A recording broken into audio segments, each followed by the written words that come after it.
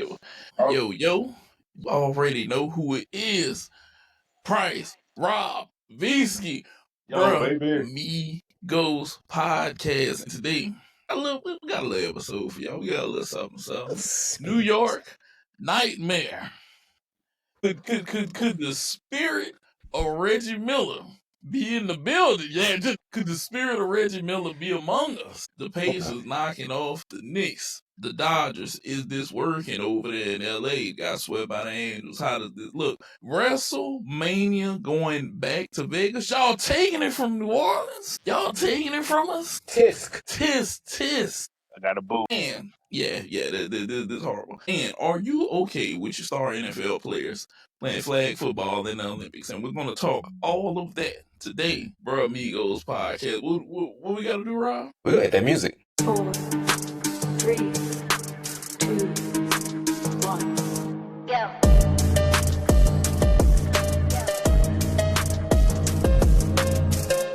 Guys, to start off this episode, we've all been locked in. Ooh, heavy. The NBA playoffs, they in full swing. They in full swing. The Knicks, choke job. Two hands on it. Just killing them. And then again, losing. Again, back to back. Both games in their house. Boy, it was quiet. Boy, it was quiet in MSG. Both times, it was just like, boy, you would have thought like a whole motherfucking heart attack was happening right then and there. Like what did they say? Like an angel flying over? Woo! Yes. You know what? Rob, before we go in, Jarvis, how you feel? Because you've been pulling for the Pacers, Jarvis. You sure have. How do you feel? You've been pulling for the Pacers, even though you're a Laker fan. Let's just throw that one out there. Hey, I'm a Laker fan, but I Reggie Miller got me into the NBA. So I'm sorry to hear about that. As the lone believer of the Bro Amigos podcast in the Indiana Pacers, yeah, sure my boy Tyrese Halliburton, boy, you know what? I mean, I'm not surprised. They might be surprised, but when you got the tunnel vision to see what's really there, ain't no surprise. You see how them boys push the ball up and down the floor. Knicks are tired. They go out over there, and that's the Pacers taking it to their advantage. So I'm excited. I'm ready to put them away. Let's move on. You think that they gonna do to them what they did to Cleveland? Possible, yes. Knicks might not get one. Ooh, you might be right. You might be right. Because it's so bad. Like this Pacers team. I am at a loss here because this man is a Pacers lover right now. I'm a Pacers hater for life. I do not like this team. On the reverse of basically how the Pacers brought him, or Major Reggie Miller brought him in the NBA. My daddy passed down Reggie Miller hate from himself to me. Like that was passed down, and I hope to pass it down to my kids, like male pattern baldness. But like this is something that I cannot stand. The Pacers absolutely are good, and they've been shaking down every single team in the playoffs. Whether you talk about the Knicks, whether you talk about the Cavaliers, they have basically been pushing these teams out. They have been the Bucks. They've been putting nails into these coffins one by one, hammer down by hammer down, or down, like boy he said, like Pat McAfee. Shout out to that show.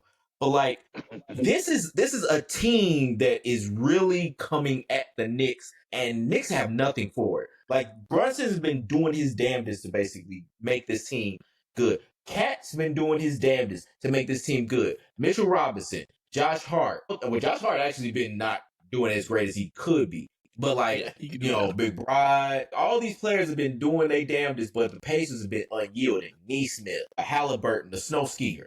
Like, that man has been, like, this whole team, Miles Turner, hasn't really been going off as much as he could. Like, this team is finals ready. And this is something that I cannot stand. I cannot stand the fact that I want Pacers Thunder in the finals. I want this matchup more than anything. I want these two teams to play each other.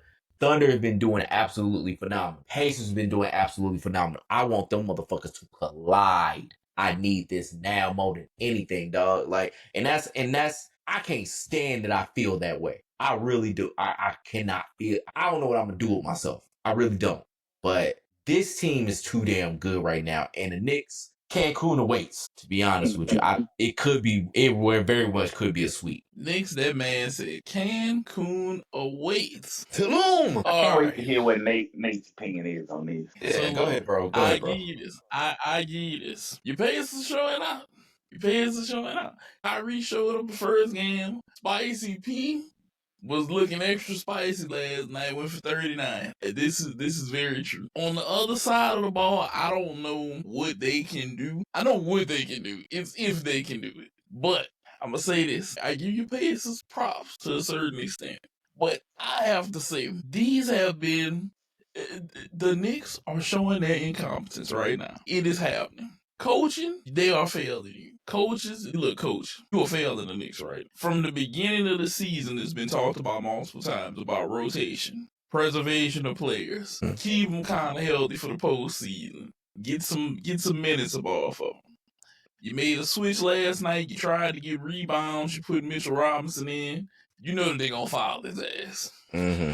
You know that they're gonna foul him. They love to foul Mitchell Robinson. I think ever since he did that free throw celebration after he hit them 2 free throws, I think that karma has had it out for him since that. But all right, we're gonna put him on the line. Put him on the line. Yeah, we're gonna put him on the line. We're gonna make him suffer. It's great as a series that I thought this could be. It comes down to tomorrow. They stole both games in the Knicks' house. Now you gotta go to their house and open up their fridge and make a sandwich right now and get comfortable. Because that's the only way you gonna win. They have to steal both games back in Indiana and go back to New York and win. They have to win the next 3 in a row. Yep. They have to. They have to. Yeah. Because they can't let this team come back. They really can't. Me and Rob were talking about the statistic. The statistic is 76-6.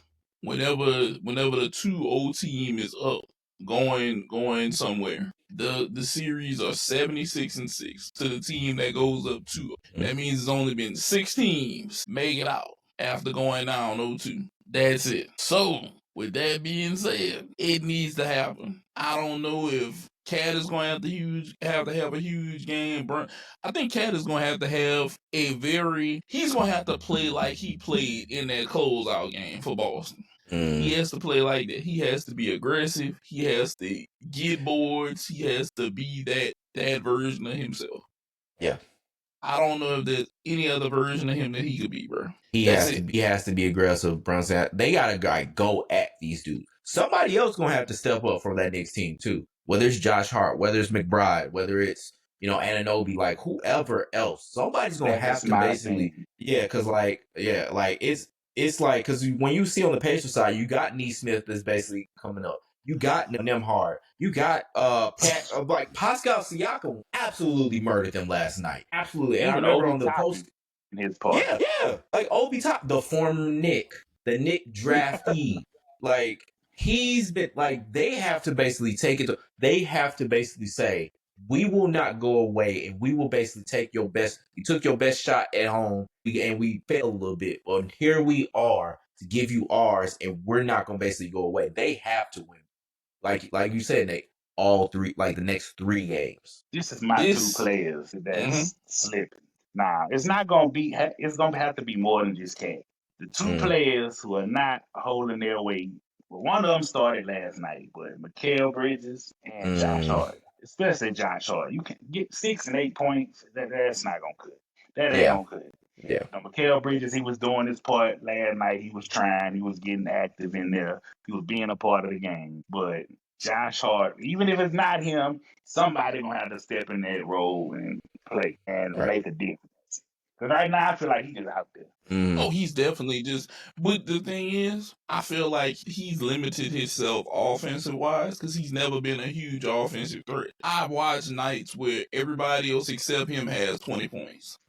He'll have boards and assists and this and that, but he's not a super offensive threat, or at least a credible enough one to say, he's a consistent 12, 15 a night. We know we're going to get 12, 15 from Josh every night. And that's hard. That's hard to deal with. It says he averages 13 a night, but in this series, he's had 8. He's had 6. He played 44 minutes in the first game. That's with the OT. He had 8 points, a steal, 7 assists, 13 rebounds. Okay? And then game 2, 6 points, steal, a block, an assist, 6 rebounds, 29 minutes. He's going to have to figure out where to contribute, but I truly believe Cat is going to have to be the line. He's going to have to be the line. Yeah. He has to be the line to make this decision. I think if you can get a monster game out of him on the boards, because he can clearly score against them, and let him do his thing, and he can come out here, and they have to stop the Pacers' pace. Yes. Stop their pace. Yes. Make them play half-court basketball against you more often. Do not let them push up and down the court. Do not let them run out. Don't let them do all of that other stuff. Don't let them get in the rhythm. Pascal Siakam slept on them. To that point about slowing down the pace. Like, correct. They need to slow down the paces. But also, what I see in their gameplay, that puts a negative on their gameplay, too. It looks like they like to run. You know, they like to go fast-paced, too. But it's kind of hard when that other team is a little bit better at that fast-paced basketball. They got to learn how to play half-court and score at half-court. Because if you keep the paces off the fast break and always playing fast and make them play half-court, they hurt. But you can't hurt, too. You gotta take advantage of that. And that's what they lacking. When they do slow it down, they don't take advantage.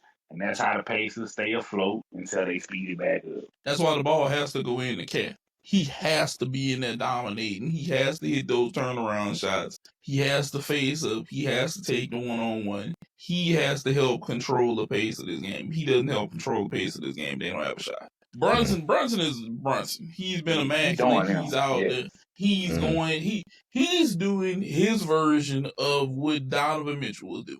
I'm going to give you everything I got every night. We just got to figure out how to win.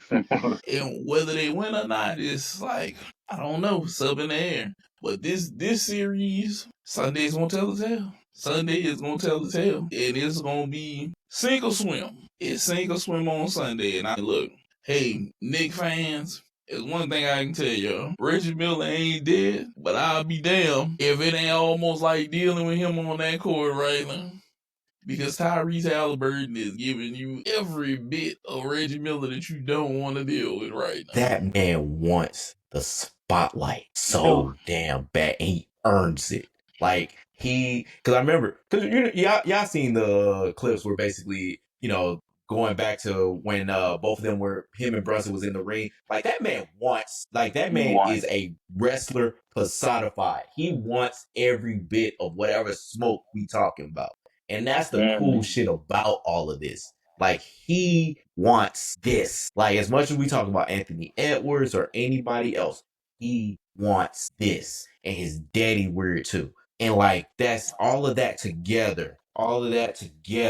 Like, this is great for the NBA. Like, everybody's been talking about who's the next star, who we gonna root against next. This is the guy that is saying, hey, I'm the heel. I'm here. I want to be the heel. Like, come get me. Come at me. And he wants the ring to have, like, just like, I guess, MJF, he wants the ring to go along with it. That's dope. That's dope as fuck right now. I love it. You made me think about something, Rob. Now, you know how they always say nobody wants to take, like you say, he wants to take the reins. But I feel like sports writers and the sports media and even NBA fans in general don't think he is the next guy. And they don't want to let him take it because they don't believe, even though he really wants. There is somebody that wants it. It's just that it's not it's not the select group that everybody thinks should have it. It's because... Go ahead, Rob. Go ahead. No, you go ahead. No, and it's because he don't have many quotables. Like, with Anthony Edwards, for example, he has, like, a lot of quotables. He has a lot of things that's been about him. Like let's think about LeBron, for example. The biggest thing with LeBron was that he was wearing number 23. LeBron came out and he was wearing number 6 the whole entire career. We probably wouldn't give as much of a fuck about him. He idolized Michael Jordan, just like a lot of motherfuckers idolized Michael. And a lot of other motherfuckers wore number 23. But he was the one that was King James, the heir apparent, the guy that basically is going to follow up to Black Jesus. And you had a Skip Bayless out there that took that shit and absolutely ran with it to absolute success for him and for the greater sports media landscape as a whole. But yeah, like Tyrese doesn't have that. And it's Indiana. Like, people hated Reggie Miller because he was absolutely annoying, but he was out loud and annoying, and you could also say your sister's better than you. Like with Tyrese Halliburton, about him, and that's what I hated. But the thing is, we come at this like very opposite ways. I'm like, man, fuck that nigga. You like that nigga cool, and I'm like, I can't fuck with that nigga. I can't. Even now, like Reggie Miller, like man, like granted, I remember listening to him on All the Smoke not too long ago, and I was like, okay, fine. But that was a special occasion. That was only because he was there with Steven Jackson. They were talking about the Malice of the Palace. That's different. That's it. That had nothing to do with else. All the other shit, right? Fuck you Reggie can admit Miller. it, Rob. You coming over? You can admit it. Coming over what? Coming over what? I ain't coming over shit. Nah. I ain't coming over. No. Fuck Reggie Miller. Shut up, Reggie Miller. Ass. I'll say this. I understand your hatred. I understand your hatred. But then I also understand Jarvis's appreciation for this, for what he sees in Reggie Miller. Do I think that this can be a banger of a series? I'll say this. Tomorrow night at Telltale, if New York comes out there and they fight, they win, they gotta take the second one too. They have to take both of them in Indiana. I want to say it's the Field House is what it is. Is the Field House? I think it is. It's hell on wheels. Either one, whatever. Yeah, they have to take those two games, and after they take those two games, they have to go back to New York, win in New York, and establish dominance. Yeah, it's the Gainsbridge Fieldhouse. They have to establish dominance and get those 3 games. If they get those 3 games, I'll say 2 things. If you manage to beat the Pacers 3 times in a row, I think that you'll crush their confidence. I think you'll crush their confidence, and especially if one of them is a heartbreak and it's kind of close and you win, I think you crush their confidence, and then I think you close it out possibly in Indiana 4 straight, and if you do that, you'll deflate them. And they'll be like, we got to try again next season. I think you'll truly hurt them if that's the case. If they manage to make it out of this, and it's a Pacers Thunder, because I don't see Minnesota making it. Like I told you earlier, Wolves are afraid of Thunder. They heard the great being in the sky clap his hands too hard, and everybody scattered. The Wolfpack took off. I think that's what's happening in Minnesota. I think that may be a 4-4-1. I don't think Ant-Man maybe had one inning. He might have one inning. Well, maybe if they, stop calling them tacky fouls. It's like they go back and forth. Forth. Call them and they don't. It's weird. So look, today on that game, this is what I'll say. They go into Minnesota. This is Minnesota's best chance to try to pull a momentum. But I also say this. If Shea Gilders, the free throw merchant, get to cooking, and he gets going down the stretch, they could go up 3-0. Shea ain't no free throw merchant, bro. He ain't no free throw merchant. I don't deny 3-0 is a heavily possibility tonight. I don't know. If you don't think he's a free throw merchant, what is he?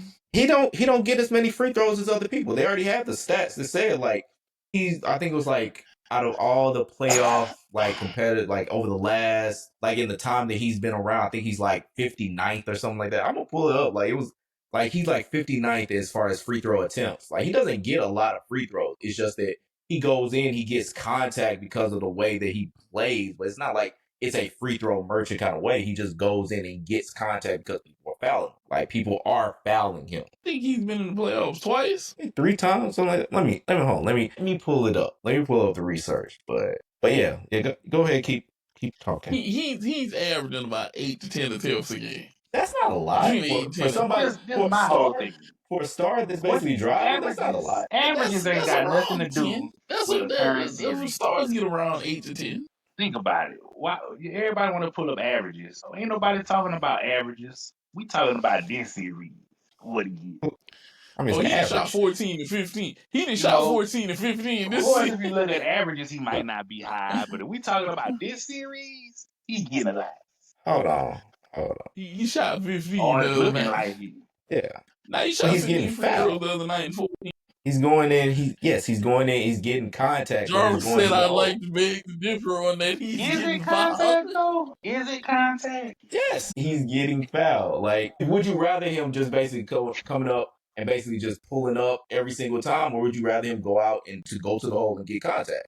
Like, But go to the granted, hole of basically. course. Yeah, like that's what I'm saying. Like, so he can't be a free throw merchant and somebody that's doing what you would rather him do. Like, it can't be both. It can't. You basically saying he's insurance fraud, but basically he's not doing something. But he's doing something, an action that he's not supposed to do. Like somebody that's No, I'm not basically saying anchored that. his He's doing offense. exactly what he's supposed to do. I'm not saying nothing wrong with what he's doing. I'm just saying the refs are a little hasty on the whistle. Some of that's he's doing a lot of flopping over there. A lot of flopping. I ain't saying I'm against it. Because if I was in the NBA, I wouldn't be flopping. But as a viewer who's just watching what's going on, that's just my opinion. I don't know though. Well, okay, like I see this one right here. Said it like during 2008 during Kobe's MVP season, he had 742 free throws, and Shea's MVP season he had 669. So Kobe had almost like 70 more free throw attempts than basically Shea. So was Kobe a free throw merchant? Yeah. Okay. But also, the only reason Kobe has more is because, this is more of a shoot first generation. Think about it. How does that This have generation, anything to do with? this generation don't put the ball on the floor. I was waiting for Rob to do. I was waiting for Rob. Okay, I know what. Like, dog, you know what? I see the floor. Go ahead. That's it. Of course, people in that generation gonna have more free throws because they actually did basketball plays, putting the ball on the floor.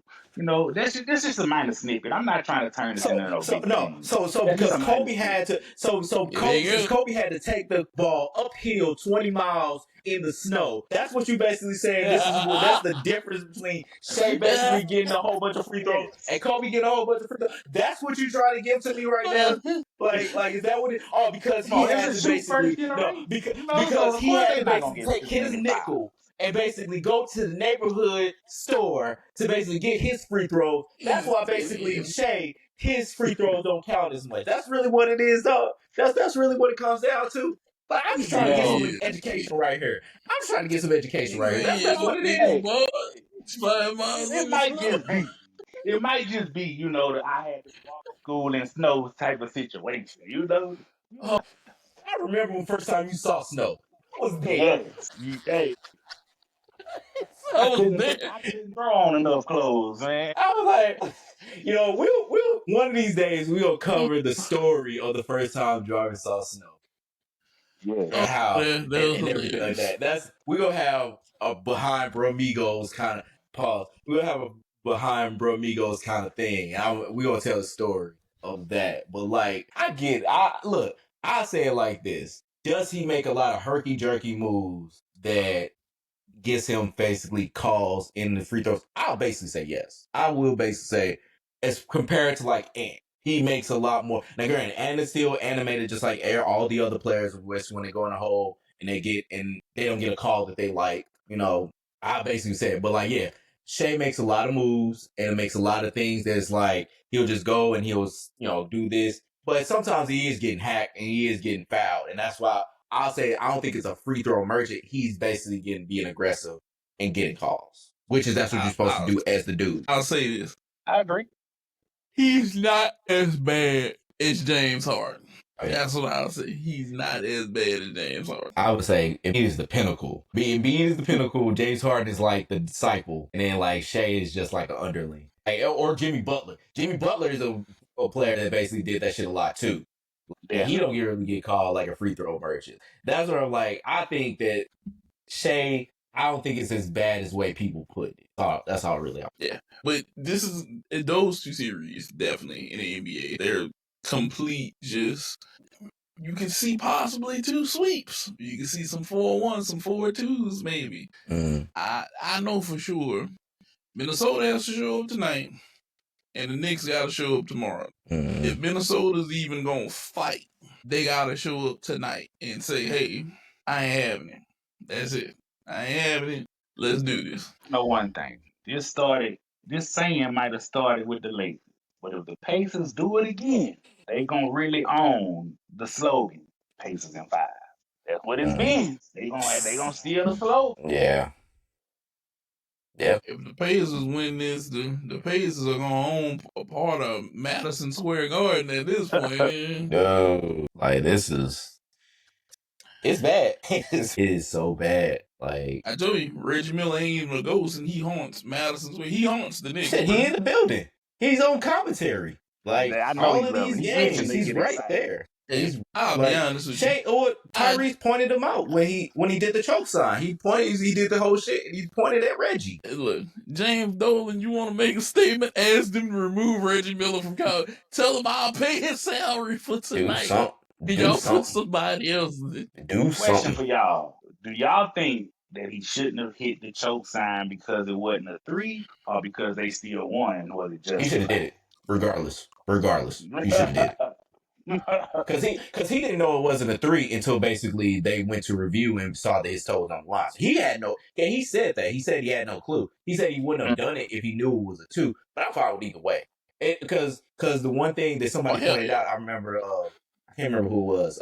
Pointed it out. They lost the series. The one that Reggie Miller did the choke sign they lost that series. So it's like he can do it. I don't have a problem with him doing it there. And it was justified because they did choke that game away. Knicks should have won that game. They choked that game away. And so, he was right to say it overall. It was just that he also backed it up by winning the whole game. Mm-hmm. Yeah, that was an extremely I choked this game away type situation, and it is so much extremely that type of situation. I was like, hey, look, you have to respect what happened, and not only do you have to respect what happened, you have to you have to like deal with it. You have to deal with it. Matter of fact, hold up, let's see if I can pull this up real quick.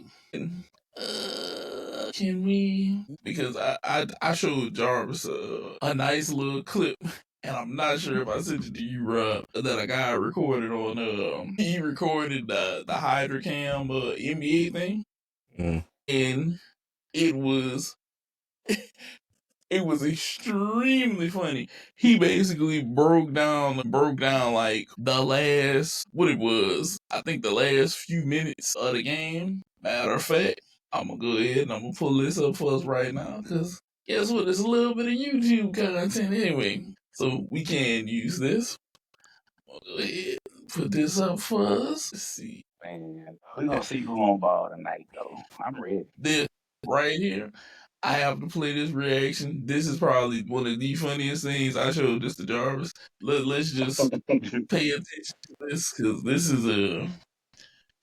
is like white, just so funny to me whenever I watch this. All right, peep this out. Too funny. Now I just have to pause this, because that shot right there to me was the shot of it was faith. That was faith right there. That was faith. It was up there with the Eastern Conference semis after his Raptor Sixers with Kawhi. Right, that bitch just rolled and rolled. Because I was just like, it bounced. But it bounced. But yeah, I was just like, damn. Because I remember watching it, and I was just like, oh my God. I was saying, that shit bounced up, man. It's going to go right to the shot. Oh shit, it went in. And I was just like, dude. Let me tell you something. I popped like a surprise entrant at the Royal Rumble. Yes. I almost ran out the room. I was like, fuck, are you serious? That was the beginning of the end. And I promise you, that's why that second game went like that. I almost woke my kids up. I promise you. Whenever it bounced, nobody thought that shit was probably going in. They were like, oh, that's a miss. And then that... Well, I know my neighbors heard me because I popped. I was like, oh, shit. That was the beginning of the end, and I hate to say it. That was Knicks fans. I feel sorry for y'all. We're going to leave y'all alone. Yeah, my last comment. This is the first year I can remember in a long time Well, I enjoyed the Eastern Conference playoffs more than the West. I feel like it had more surprises versus the West was kind of, it was good games, but it was kind of like, okay, yeah, we figured this was gonna happen type of good game. Yeah. That's my level. I feel sorry for y'all Knicks fans. I'm my bad. Yep. I sorry. Not really. As we move on from the hardwood to the baseball diamond, Rob has stuck to the Dodgers are the villains of the MLB. The Dodgers are Evil empire. yeah, they're the evil empire. They turned it into what the Yankees was. Side Yankees. I've been dark my whole life. Fox beef with the Yankees. You are supporting this? Yeah, but I like the Dodgers for who they are. But look, this is my thing. I've never cared for the Yankees just because of who the Yankees were. It's too many. I'm pretty sure a lot of MLB fans can come aboard the ship of we don't like the Yankees, okay? And we'll be fine together. The Dodgers, I've never had a hate for the Dodgers like that. Yankees, yes. I feel like the Yankees are also some of the most inexplicable rules. Like, oh, y'all need to be clean shaven. Why do you want me to look like a high school child? I am a grown man playing baseball. It gets cold out here in New York. I need facial hair. Which is one reason I could have never been a Yankee. I haven't seen my chin in 15 years. You said what? I said, I haven't seen my chin in 15 years. There you go. I don't know, but 700 million. I would too. Look. I ain't gonna lie. I do it at the press conference. Look, I ain't gonna lie to you. I don't have to be on this team forever. Like, I could grow a beard right after. Exactly. In the off season, I should be like all that, and then right when the first day of spring training, yep, shave it all off. Nigga. I'd be like, I'll just grow this out on the off season. Yeah. Exactly. Well, just half the year, But what I really want to talk about with the Dodgers in particular is this experiment actually working? And I know it's not an experiment because a team that has like a $350 million payroll, whatever the fuck it is, like it's not an experiment. This is just a fact of life. But the thing about it is, what we talked about before the season is that this has basically been the biggest villain. When we talk about the Yankees and what the mystique of the Yankees has always been, has been the high payroll team against the little payroll teams or the smaller payroll teams. And when you have a team like the Yankees that have not only the biggest payroll, but they got the hellified farm system, they got the hellified rotation, they got 3 MVPs at the top of their lineup. Let me say that one more time. 3 MVPs at the top of their lineup with Ohtani, Betts, and Freeman. Nobody really has that. I can't think of another team that's had something like that together all at the same time with guys that are essentially in their prime, so to speak. But it's still to think of, about a week ago, the Dodgers basically got swept by the Angels. It was rivalry week. My St. Louis accent, I can't do R's like that. But like rivalry week, and they basically had 3 straight games where the Angels played the Dodgers. And the Angels, not a great team. Basically a team that's the most fourth seed in this AL West team you're going to basically find in the SWAC. But you're going to basically see, like, they got beat. The Angels beat them.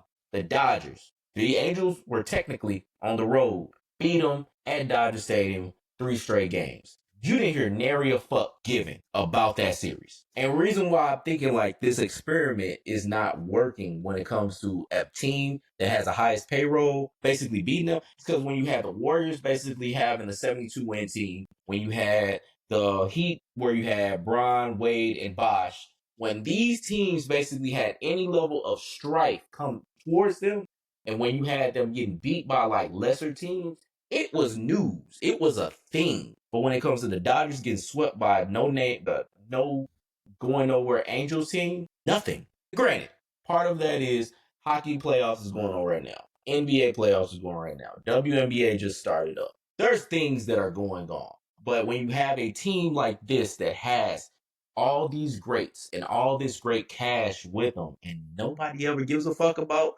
them getting swept, like it's kind of it is to the point of it's like, is this even working? Like, are we gonna be talking about this team and all the strife that they could be basically going through? I don't know. And I don't know if basically people are actually going to give a fuck about this kind of team losing. And maybe it's still new. Maybe, it's still like has time. Like maybe they haven't gone on much of a slide and basically that's what that's needed. Like to basically get a rise out of folks. But getting swept by the Angels, the little brother Angels, that should mean something. And I guess I don't know if it will, but it should. And we'll see if it does maybe later on in the season. Okay, bro. Okay. I was about to say I had a contract. Go ahead. Mine is a small snippet. Nah, I like how you tried to compare the Warriors in there right now. As much hatred as I have for the Dodgers, I have to keep it real. All right. You know why it made a difference for them, that Warriors team? They did all that and they didn't even win the ship. So, that's why. Now, you know why it didn't mean nothing for the Dodgers? Because they spun that money and they got a ship. They spun that money and they are tied for the best win percentage, because the games is different, but they are tied for the best win percentage currently in the NL. So to say it's not working, they could have fooled me. Okay. It's working enough. And I gotta kind of agree with Visky because they still up. We 50 games in. We still got 100 Piss me off because games. I can't stand them. But okay. Hey. I mean, yeah. You can't be you can't be mad because your team trying to get it together. Technically, if you look at it, because I looked at it the other night. Rob's team, out of all three teams, Rob's team is positive too. Even, which I might win today, and you don't negative right now. Enjoying the project. Hey, we in the process right now, man. Project's not process. Listen. And I have no clue why it is so hard for your Braves to get it together right now. I don't know. They do great at home and then lose their ass off on the river. Rob, there's no excuse. They 15-8 at home, which they should, and then 9-18 at away. They should be used to basically losing because like they ain't been home in downtown Atlanta for so long. They should be used to playing on the road. They've been playing like outside of really Atlanta for like the longest. So like they should be used to it, but they so putrid on the road. But Ronald Acuna Jr. did come back yesterday, and he did hit a bomb yesterday on the first pitch back. Yeah. So, but let's hope that that's the only bomb he hits this year. And that's to coincide with the bombing that basically the Braves are doing this year. So I mean, it all kind of was like symmetrical and all that. But let's not talk about this bullshit ass team. You're absolutely right. It is still early when it comes to the Dodgers. And I mean, and you know what time will tell. Like if they get a losing slide basically coming out of the All-Star break. Say they get a losing slide towards September. And let's say that they don't win in October, especially because like they could very much beat any team that's out there outside of the teams that's in that division. Those are the only ones that I would say have a chance to basically beat them. And the Mets, like Mets can do it. I don't believe in the Phillies. I hate them more than I hate we talked about my rankings. I'm gonna say I hate them. It is. Remember the Phillies buzzsaw from last year? Hey.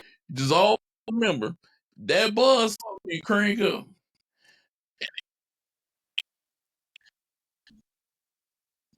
That's a dangerous buzzsaw over there. And that's leading Jarvis in the division, 33-18. They are killing over there right now. They are absolutely murdering right now. But fuck them.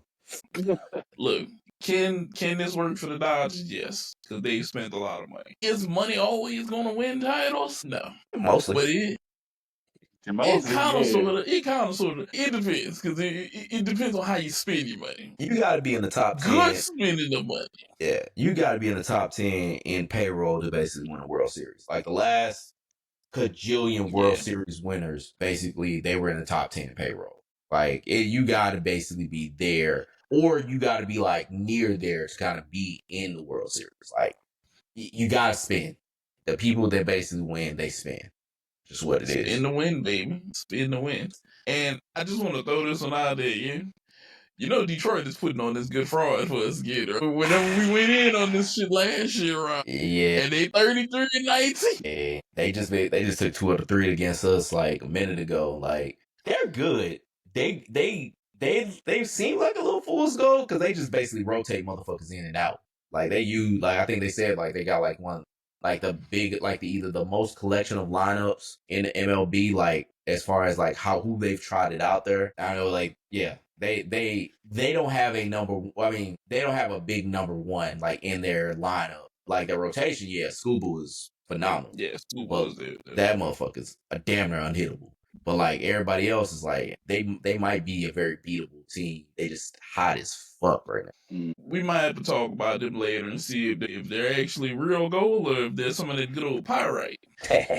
Cause they fooled us last year, Rob. They made a play. We was like, man, Detroit might make a run. And then they were like, out in the first round.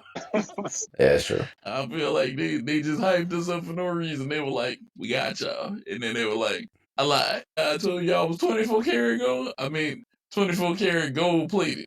Just on the outside. Right. It's more like brass. Yeah. But right now they cooking though. They are cooking. I give them that. Now, from the baseball diamond to the squared circle, we gotta talk our hurt. One of Rob's favorite cities, my second home, one of the places Jarvis loved to go. As a Louisiana native, BWE, you heard us. Mm-hmm. We were geared up. Me and Jarvis were making plans. We got WrestleMania next year, dog. We gotta get ready, get the hotel, and blah, blah, get the. It was in the works. And we already had it in the works. And then you snatched it from up under our feet. You told us, hey, WrestleMania, back to Vegas again. And we were like, what? What? Why Vegas? And they were like, back to Vegas again. You took it from under New Orleans. And it hurts so much because I feel like y'all trying to fool me. Yes, y'all giving me Max Holloway versus Dustin Poirier, who he's Lafayette's on, for the BMF title on July, I want to say that's 19th, and then you're supposed to be bringing in Money in the Bank and some other stuff. I don't want that. I ain't gonna say I don't want it, but I feel hurt. But you fool, because I was gearing up. I was like, dog, WrestleMania. Me and Jarvis had already been talking about it, bro. We either gonna have to Airbnb or find a hotel, see what we can do, and then we gonna get the tickets. We gotta be cost effective and everything. And we were ready. Decided which exact event we was gonna go to. Yes, we were thinking events we were gonna go to, all this. And then y'all told us no. I understand the final works of it, with everyone saying that it's going to be a multi-event deal with New Orleans, but I can't get behind it. I just can't get behind it. WrestleMania is an event where we felt like this as wrestling fans. Me and Jarvis were ready because it's in our home state. It's right here. It's driving distance. We don't have to fly. We take out the actual fly and travel part of this. Cool. Triple H makes the announcement on Twitter with his good old thing, and I probably know that his teleprompter and his cards of the OKH. Cool. I ain't got no beef with you. Okay, but New Orleans is New Orleans Greatest Sports Commission are gonna have the July 19th event, which is gonna be UFC. Then they supposed to bring Money in the Bank next year, and supposedly other UFC and PBR events in the future to New Orleans. Depending upon what these events are, and I'm not against Money in the Bank. I'm not saying we can't do Money in the Bank, but what I am saying is this. WrestleMania is the night of the immortals. Okay? It's the night of all nights. It's the biggest event in wrestling history every year. It's supposed to be a night where we can go 2 nights, because it's 2 nights now. We can go 2 nights and catch some of the best wrestling matchups and endings of stories at that time. And now I feel like you just ripped that from up under me and told me, if you want this, you're going to have to go to Vegas. I was looking forward to recreating 2018. It would have been epic. You heard us with that one. I understand it's a business move, but I feel like you guys only made this move to try to milk more money out of people. That's it. And Vegas, with what I've read now, where for this year, Vegas gave $5 million and then gave another 4.2 in taxes to WWE to get WrestleMania there. Are y'all greasing the wheels again? Was this another greasing of the wheels to make them come back because y'all willing to give them $9.2 million about coming here and hey, host it back here, but then I've also saw what Vegas is in talks of they want to host other big events, Final Four. They want to do I want to say they said Final Four, college football, and something else, I think. Which I'm not too sure about that. Who really wants to go to? Who wants to go to the college football or Final Four in Vegas? They're pricing out the regular folks. They pricing out the people who truly enjoy the event. When they bring it to Vegas, it's because they know they can raise the price and attract the richer crowds to pay that price. But what you're essentially doing is you pricing out your average fan who's actually going to participate in the event. It's going to be a bunch of dead crowds when you got all these just rich people going in there because that's essentially who you selling to in Vegas. So it ain't gonna be you gonna have to pipe in crowd noise because you ain't gonna have no real. What do you think, bro? What do you think about this move? Yeah, I'm not for it. I mean, like we talked about it before the show. I've been to Vegas a few times. I don't care for it. It's one of those. I know everybody sees it as a destination spot. Like, I couldn't give a fuck less about. I love, like Nate said, I love New Orleans. I love New Orleans so much. Like, it is my favorite city. Like, it is like the city I love to go to, and to move it out of there just because. I mean, Poirier basically going back to New Orleans. That's not a reason to move WrestleMania out there. Like, it's not. I don't see it. I don't understand it. It's just one of those yeah. And then moving back to Vegas back-to-back years, it's like, who gonna want to go back to Vegas? Granted, I know a lot of people love Vegas and everything like that. It's just, you already did the casino shit. You already did the golden shit. What's the next thing that you basically can have out there? Like, you're going to basically have the next same set? Like, is it all going to be in the same spot? Like, it's just going to be like a What else they rerun. missing, right? But I felt like WrestleMania 34 to me had one of the top 2 stages in WrestleMania. I felt like you take away the ability to create another magnificent New Orleans themed stage. Yeah, that's what you reminded me. Yeah, like this is gonna be the first time WrestleMania has gone from the same spot since WrestleMania 4 and 5, like Trump the Trump Something Hotel like and everything that. like that. Like, I don't think it's necessary to do shit like that, but this is them. I'm just not really with it. I'm not really for it. Yeah, they can keep it. And as of 4 hours ago, I just want to quote Jonathan Coachman, former WWE employee, saying this: TKO does it again, looking to collect every last dime that they can get their hands on. They will even back out of an announcement of their biggest event due to a bigger check being put on the table. Can you imagine the NFL announcing the Super Bowl and saying sorry to San Diego, we will give the Pro Bowl and a Super Bowl to be named later? It's one head scratch move after another that comes back to money being at the heart of every single decision. As a guy who worked for WWE, and he said that he's being vocal about this, and I agree with him. This is a money move.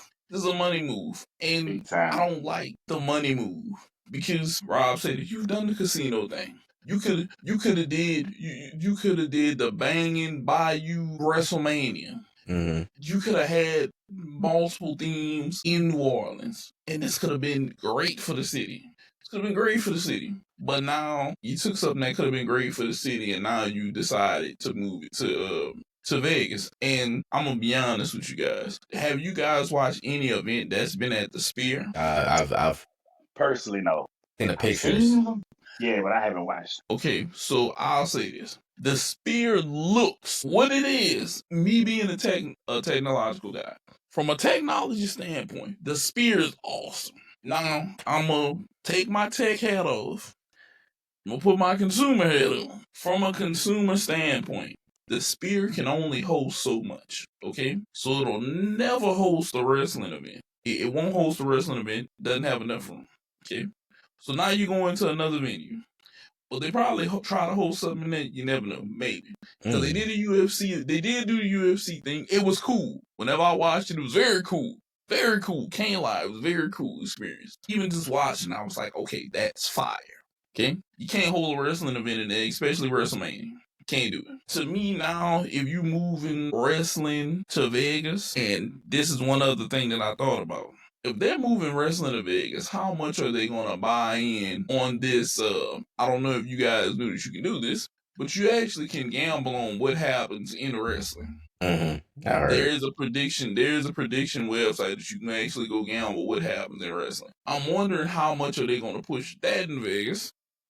Mm-hmm. And then I'm still fully in with Coachman that it's a money thing. Vegas is giving them money. Vegas is going to give these other people money to try to pull these events in. I want to go to Vegas for Super Bowl. I want to go to Vegas for, look, 4-hour flight. Yeah, cool, but now you need flight.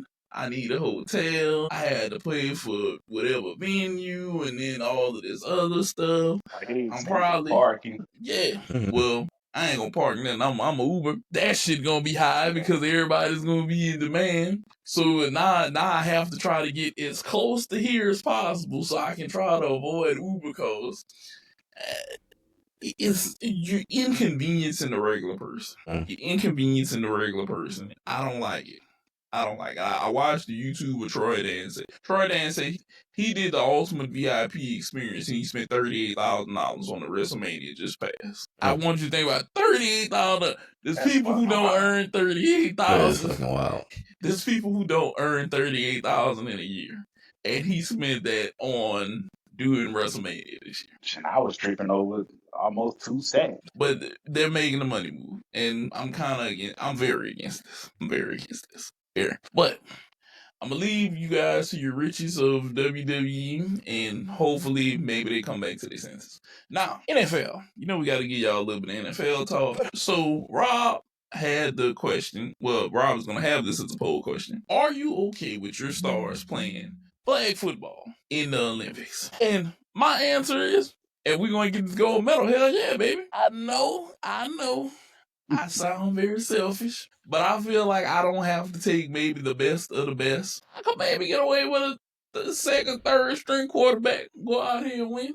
Because that guy the last time, he was extremely confident that he could beat like a Patrick Mahomes, even though I know if he really thought that, I'm going to be like, come on, just don't do that. He might be right, though, because like, who among us has watched professional flag football? Watched it like a couple times. But like, it's the thing of like, it's like the whole 3-on-3 shit. Like, I think you can basically have like NBA players and you can have 3-on-3 players and think like, okay, this is a whole different game. Because like, one is half court, one is this. They have their little things, idiosyncrasies that make it to where that's that sport. And he might be like, hey, in my discipline, what I do and what I'm prepared for, you don't know that. You're like, oh, football's a football. As flag football, yeah, it's a different kind of mindset you gotta have. It's a different kind of game. It's a different kind of, so they be like dragging their little legs and shit like that. Not little legs, they grown people. But like, yeah, like it's a different game. And we don't need Justin Jefferson. We don't need Patrick Mahomes. We don't need Jalen Hurts to be doing this shit, dog. Like, we don't need the stars. But I can send Justin Fields, though. But we don't. But I'd rather see Justin Fields play for the Jets. I want to go out there and stomp a mud hole in their ass. We don't need to. Like, we don't get an extra goal for mud holes. Like, dog, like, we don't need. I'd rather have a healthy Justin Fields play for the Jets than have his black ass go out there and go to LA and basically play in flag football. Because it's not necessary. But it's not you could turn ACL. Like, we have plenty of non-contact injuries that's gonna put your ass out. So like, what's the point of basically having him play a game that ain't gonna matter as much? Like, we don't care about flag football. We ain't gonna watch flag. If they basically said flag football will come on NBC tomorrow, I bet you it's not gonna outrate a Saints practice. Like, are we having NFL flag football? But we don't even. Did y'all watch the NFL flag football game the Pro Bowl? Like when? I didn't watch the Pro Bowl because of what it was supposed to be. Okay, but that's what it is. That's a flag football game with NFL players. We don't even give a fuck about that. I would rather not. Robert Edwards. That's the name that basically we gotta keep talking about and keep thinking about, because Robert Edwards had a great campaign in 1999. Y'all don't even think about that name, do you? He had a great campaign. 1990, he played for the Patriots, had a great season, went to the Pro Bowl, went to Hawaii, basically played in a flag football game that they had right there on the beach. tore all his knee, ACL, PCL, MCL. Basically, his career was done. On the beach. But that could happen on the turf. We already they play on turf. They ain't playing on grass, and they already talk about how the turf can basically catch up with the cleats, and basically for the ligament injuries, basically fuck your whole thing up. So do we want to risk these stars to play and get hurt in a game that we really don't give a fuck about? In a game that is really more overkill. That's where I'm basically like, hey, if I'm an NFL owner, Justin Jefferson, go out there, go practice. Not flag football, but in the game I pay you for. I'd be the most. You gonna have I ain't gonna even make the example. I will basically be whatever caricature of the racist owner. I'll just even say it. I'll be basically like, no, nigga, you gonna basically go out there and play my game. I am not letting you play flag football. Okay, so how about this? How about this? Compromise. Work with me now. For it. What if I get some college players? I wouldn't even do college players because I don't need no stars to basically play this. Anybody that's gonna make my sport money. No, look. I say it like this. I'll say it like this because when they announced the shit, my first thing was if they basically hey, the 53rd member of the team of the NFL's roster wants to go out there, cool. But if you a Pro Bowler, if you a motherfucker that's out there, no, you're not playing in this game. I don't care what you're talking about. I don't care what you think you're gonna do. You don't need. A lot of these motherfuckers don't even want to play in the Pro Bowl game that they actually do pay for you motherfuckers to play. You are not gonna go to the Olympics and basically play this fucking game. This makes no sense. It doesn't basically drive anything to the NFL. We're not gonna really expand. It doesn't make any lick of sense for an NFL star to basically go out there just to go out there for a gold medal. I understand the reasoning. I understand what they want. I understand the aspirations. But the game, it's a focus. The game that basically people come out for the stars. Because we don't love football. We love the NFL. We love NFL. We love college. We love stars. We don't love UFL season going on right now. You don't hear motherfuckers talking about them. And that's football. No. That's right. Football with performing NFL players. I struggle to even watch San Antonio games. Exactly. I've been slacking on watching my Battlehawks. But the fact of the matter is we don't love football. We love stars within the NFL and within college. We don't love football. It's been shown. You can't have spring football and everybody rails against spring football because we don't love football like that. We love the NFL. We love the creme de la creme of football. And so if we basically send our folks out there and these motherfuckers tearing ACL, tearing Achilles, it's something where they can't play NFL football, that's the worst thing you're going to basically happen. The second that happens, you're going to basically have fucking flag football get thrown out just cause. We don't need it. It's completely unnecessary, dog. This is my take on it. I say this is why I'm no. As much as I want to see our stars go out there, I don't think you can compare this to 3-on-3 because I feel like we lose 3-on-3 basketball because we don't have any real players out there because there's still basketball. 3-on-3, 5-on-5 is still a game of basketball. But when you switch it up to flag football, just because you play in the NFL, professional flag football is a whole different technique. And I don't want our players to go out there, home turf, first year, and end up like the fucking 2004 basketball and every team third place. We cannot let that happen. I get you. And I understand that. And if they do, and I'll you know what? We'll put it on wax right here. If we basically have that happen, 2028, we go out there, we get third, we get the bronze medal. We can have a redeemed team that's gonna have, I don't even know who's gonna be 2032 stars. But we'll have, whoever's out there that's 2032 NFL stars on that team. I'd be fine with that. So we can get the goal. We can't let the NFL team take third. So that's why I'm skeptical. Just because you can play contact NFL, don't mean you can succeed in the techniques of flag football. Right. It's a whole different mindset. So this is what I'm gonna say. You gotta have. Go ahead. This is what I'm gonna say. This is why I believe NFL players could succeed out there. Mm-hmm. NFL flag football is 7-on-7 drills. Okay. That's what this is. It's high skill players. That's it. versus other skilled players. I granted, no running in them, but you can get a quarterback who can run. It ain't none of them out there on that flag football field that can throw the ball as accurately as like a Patrick Mahomes. I'm gonna be honest with you. If I had my way and I knew that these guys would be covered in their injury guarantees, I'd do it one time just to watch us go how many other games undefeated. And then I don't know, us win like 80 to a little bit of nothing like every game. Look, I'd love to see these boys go drop 100. Plus, we got Jamar Chase, Justin Jefferson, CeeDee Lamb, and somebody else, and we running 4 verticals the whole time, and they just bombing it out. Oh, we could, but we can get away with that. Who is keeping up with that on the other side of the ball? Yeah. I mean, they're not. We can put any other 4th man, just them 3, just run verticals the whole time. Yeah. Pedro from Portugal is not catching Justin Jefferson, okay? Yes. That all is absolutely correct. I can't even fight that. He's not catching you. Hell, they gonna say what y'all gonna do. We're gonna run verticals the entire football time. How they gonna stop us? What they gonna do? Yeah. Somebody's gonna burn. Pray for rain, nigga.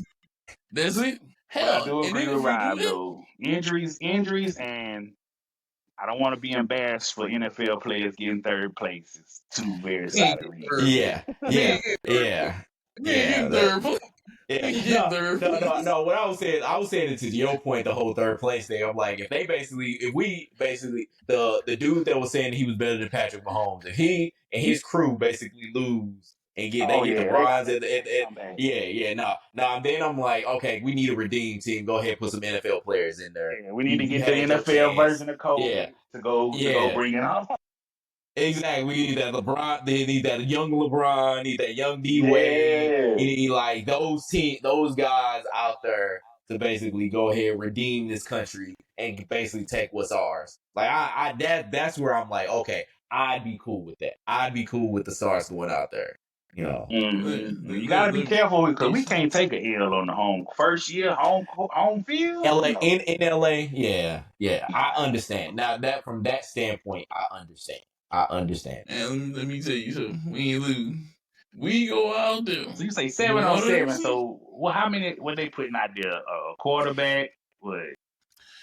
3 wide receivers? Quarterback, 2 to 3 receivers. And a running back, and then you got like light blockers in front. That's it. We could literally go.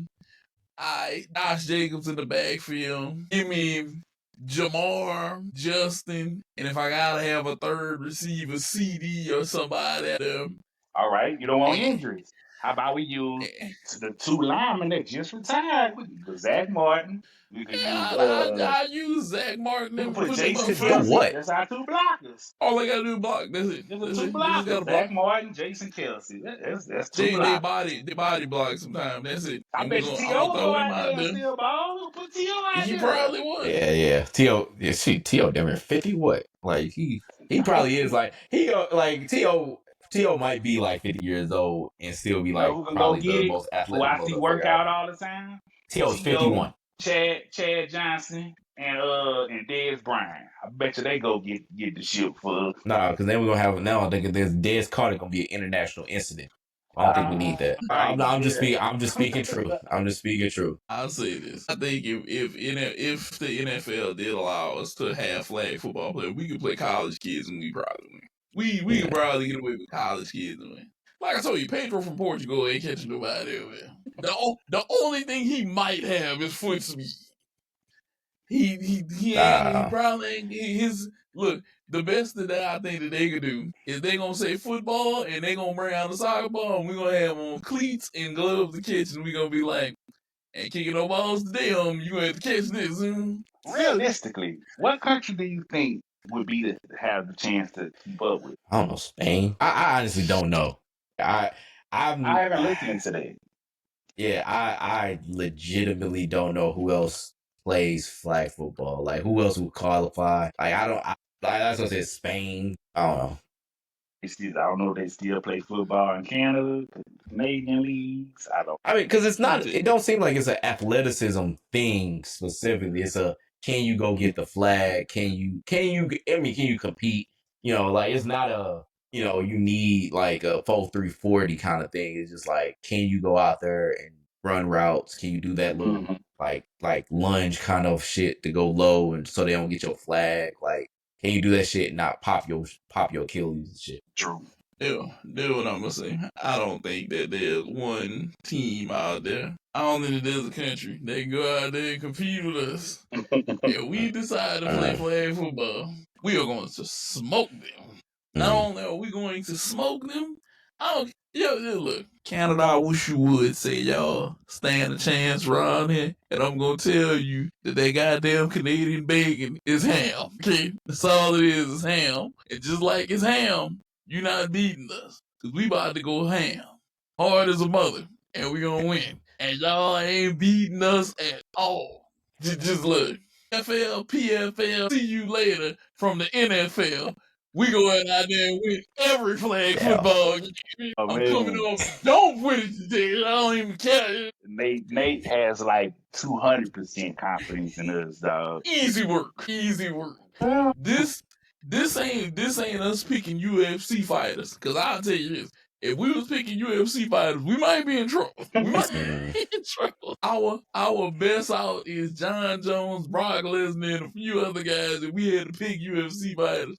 Cause they gonna whip our ass whenever we get to that middleweight. Oh yeah. That middleweight and lightweight division, they gonna whip our ass. Oh yeah.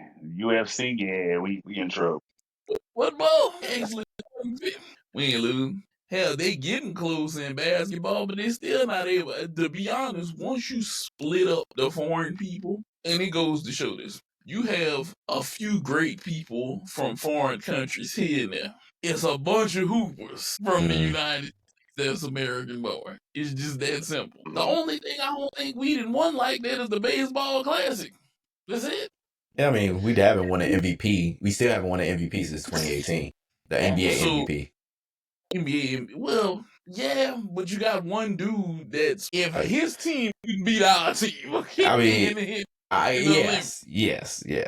Like we haven't had a single like the free throw merchant that you was talking about earlier. The last nigga, the last American, the last American born free throw merchant. That basically he's the last MVP that we've had, James Harden. Yeah, James Harden. Like we haven't birthed a motherfucker that basically has won an MVP in the last 8 years. Oh, they could have been Zion, but he can't lead these. Yes, these is correct. Like these hoes, these fools, all this shit. From what I see, I think Brunson might be the next American MVP. Nah, he ain't gonna get it. No? That's a bold claim. I don't see it. I don't see it. What American? Tyrese? American? Not Tyrese. Not Tyrese. So I'll say this. If his team can win, it's gonna be a Tyrese. Maxey. No. Maxey can who? I honestly think it's gonna be Anthony Edwards. He has the people. He has the team. He has the cachet. I think he's the next American MVP. So I'm gonna tell you. Tell you why it's gonna be. I could name all my candidates. You're right with Ant-Man. I'd say Ant-Man, maybe Halliburton, but Halliburton doesn't perform consistently enough during the season. Right. It's his problem. So it would have to be Ant-Man. Booker would have to find himself. He would have to come back. He would have to really make a run at it and lock in. Then I could say American-wise, like I said, Maxey. But Maxey's thing is going to be his team winning. That's going to be the issue. Don't forget Paul George still there. I'm not even going to talk about him. What do I have to remember about him? Yeah. That he's around? Right, he's sitting in the room with you? We think about Paul, but let's be real. You mean regular season urine? When he decides to come back, they're going to try to make him the number one. When he decides to come back, he going to go out for 20 games and basically going to get nullified for the MVP. You know they're going to do it. They're going to try to make him number one. I will make him number one. To tell stories? Like, what are they going to do? Watch. I'm telling y'all. They're going to give us they're going to basically violate HIPAA and give us his medical records, and we're going to see how this nigga just keep getting hurt. Like, what they gonna do what? The number one in Philly is either gonna be Embiid or Maxey. Paul George is not. He's matter of fact, he's Nightwing.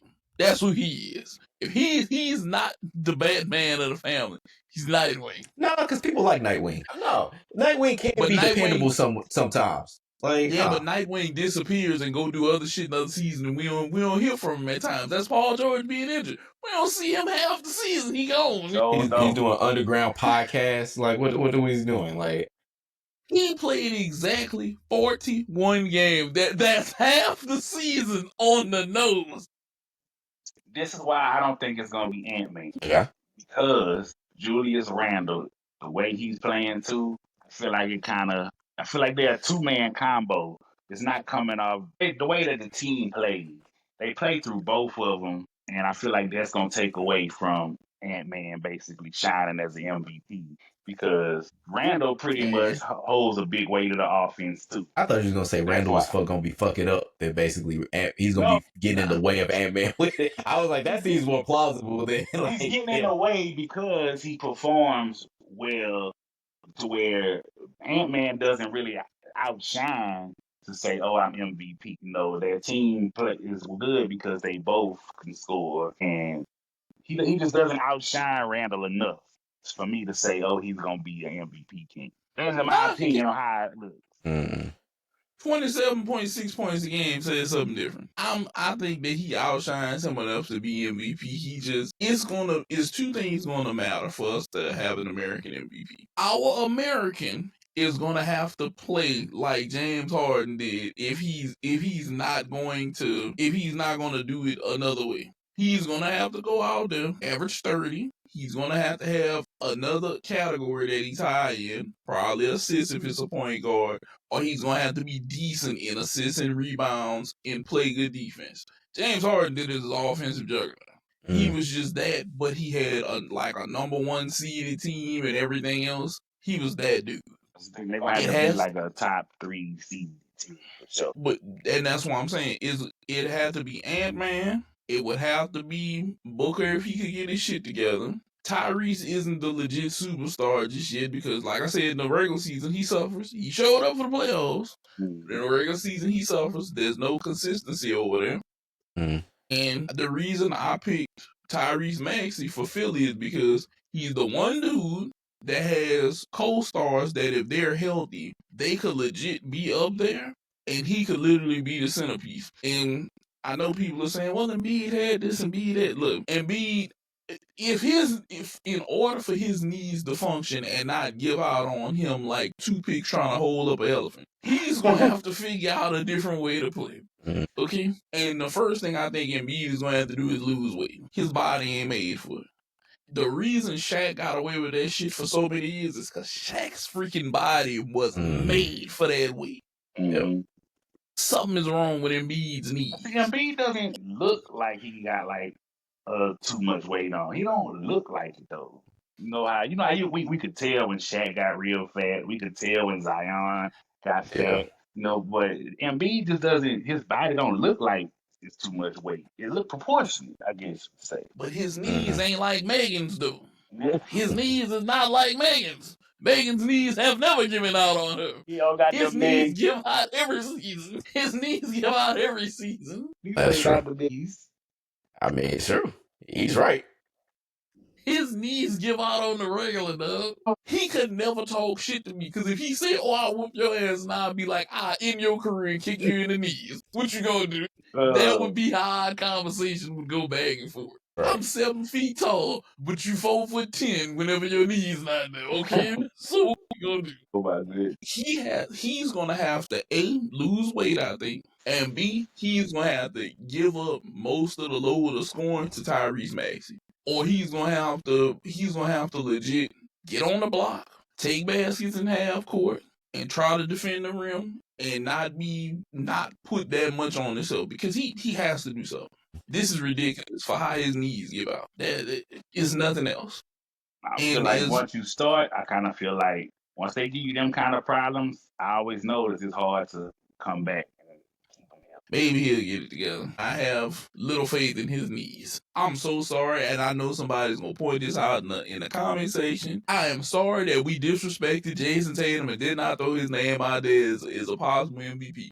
Tatum would be the other person. How do we? Tatum would be the other person. So I don't like the noise from Rob. Well, no, because I mean, look, I am this podcast St. Louis representative. I have to basically be objective in my words. Though he just busted his Achilles. We have no clue how he's going to turn back.